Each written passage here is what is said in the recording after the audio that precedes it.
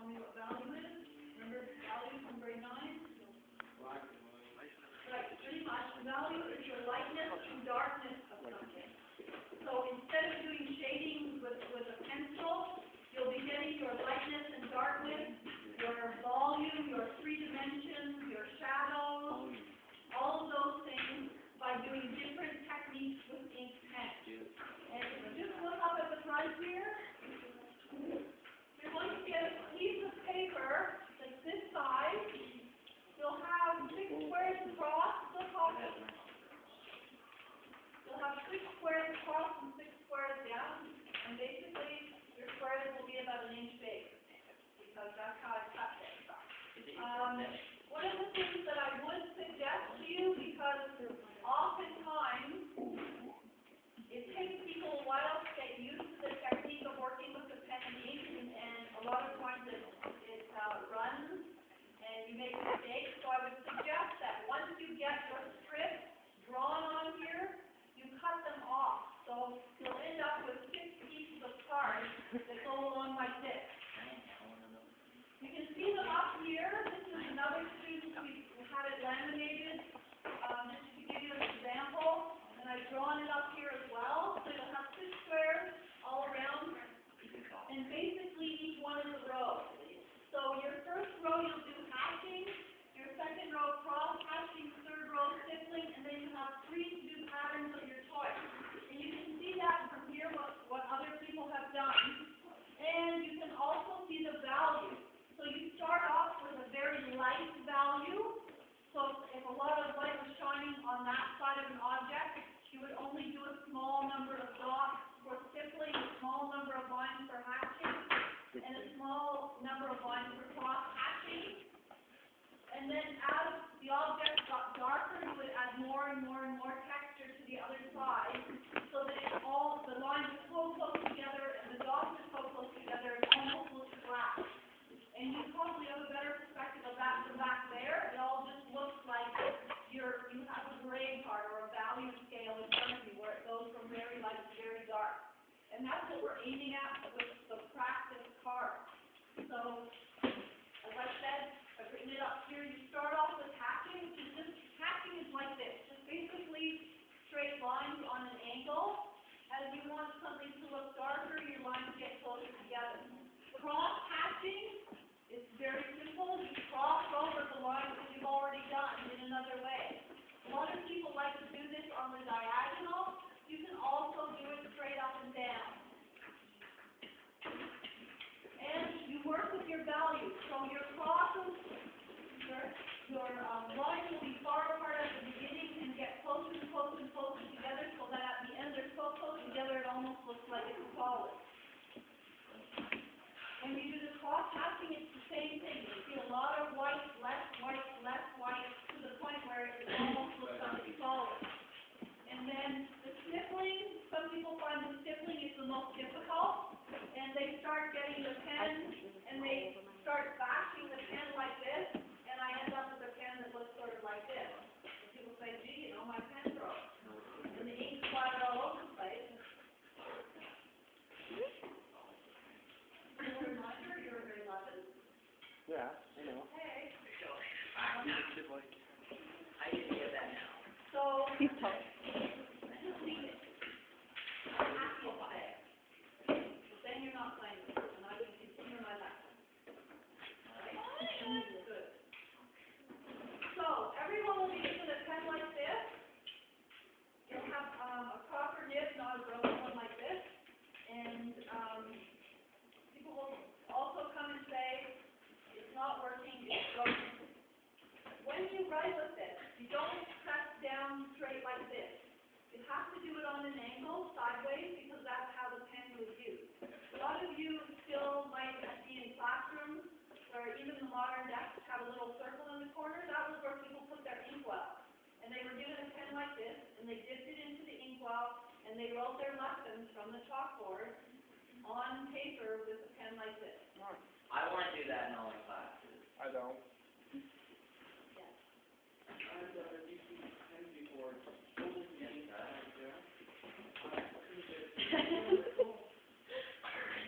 Oh, and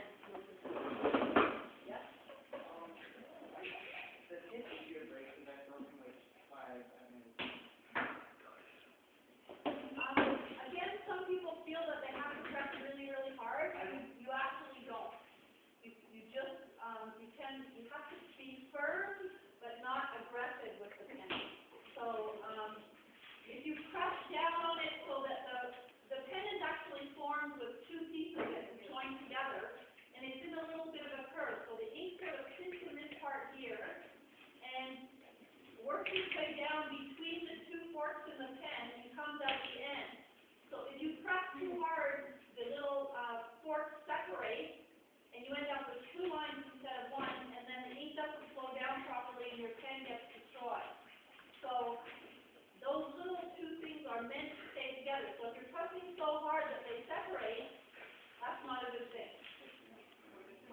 You really do have to just sort of hold it on an angle like you would a regular pen, and apply the same kind of pressure you would to a ballpoint pen, but not really press very hard. And some people have a difficult time with that.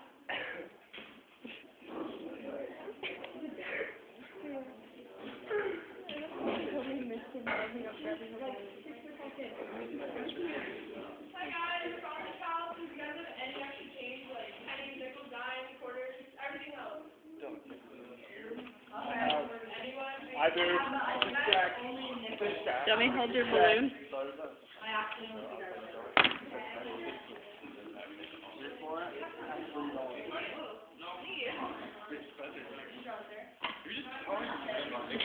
This is tire time. Alex.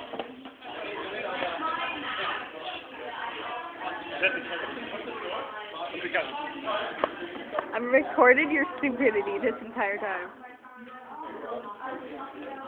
Jesse.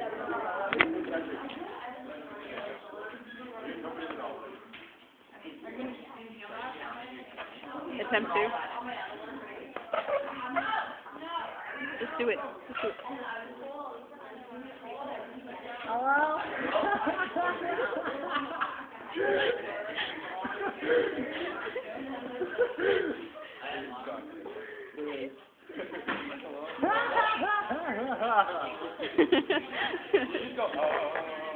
The other one. Let's go.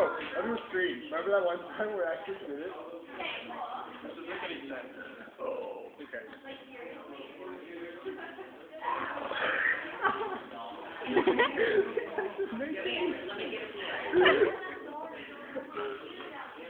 Okay, I have some pencils up here, scissors, Hello. once you get your squares, come up and get a pen. I would also like you, when you come up to get your pen, to also have a look at some of the different techniques up there. You can see some of the assignments that some other kids have done. There's quite a good one there for back to the beanstalk. We're still talking. Sorry. I regret it. Okay, so, as you can see, on the bottom, there's one that's totally black that has a saying with it about the Jack and the Beanstalk, and they've done a very good job at making something look three-dimensional with the use of value and having those lines closer together. The one on the right is mostly stippling, it's mostly done just with little dots. There is color in it because that's from in grade 11, and when you get to grade 11, you all get to use colored inks as well. We did. Some other examples at the front you can have a look at, and you can just see the kind of effect that you can have once you get going on. When you first start, it can be extremely frustrating, and you make a lot of mistakes, and the ink goes everywhere, and people feel like the pen is not working and everything, but just really be patient. It's not new, it's a very difficult technique, but once you start using it, most people really love it. And when they get to grade 11, they can't wait to do the inks with color, and people spend a lot of time and do some very elaborate things that I'll put out for you to look at on the side there. Some extremely beautiful work to be done with this. You just have to have patience, and don't be hard on yourselves like I suck at this, and all that. Oh my God, terrible. It's just a very difficult technique. So you'll need to remember to Funny I can say. down, across. My purple ferret's following me. There's a purple ferret following me.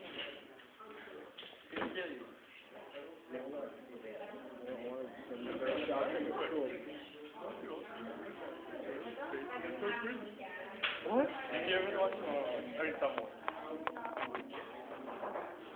What should I say? Fucking shut up. Lucky Charms. Thank you. Since I was in today, so I can sit and I have it in there.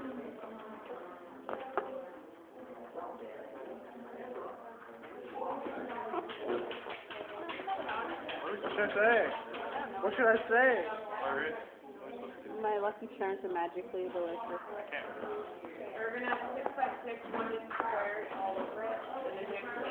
My Lucky Charms are magically delicious.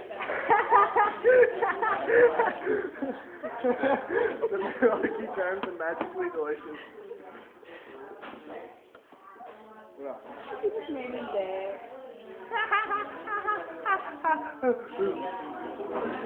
I want like a big black guy to do this.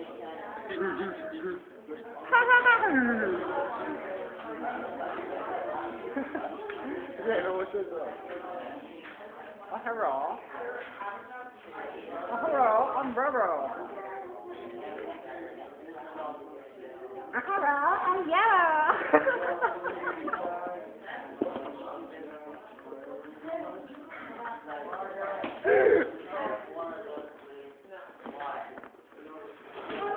Oh, shut up!